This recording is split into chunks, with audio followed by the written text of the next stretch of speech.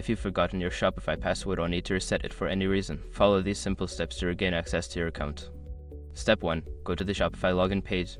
Visit the Shopify login page at www.shopify.com and click on the login button located at the top right corner of the page. Step 2. Click on Forgot Password.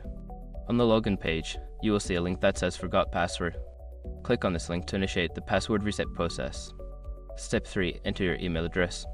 You will be prompted to enter the email address associated with your Shopify account. Type in your email address and click on the Send Reset Link button.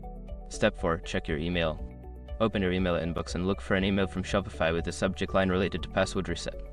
Click on the link provided in the email to proceed. Step 5. Create a new password. You will be directed to a page where you can enter a new password. Choose a strong password that meets the security requirements, then confirm it and submit the changes. Now you can log into your Shopify account using your new password.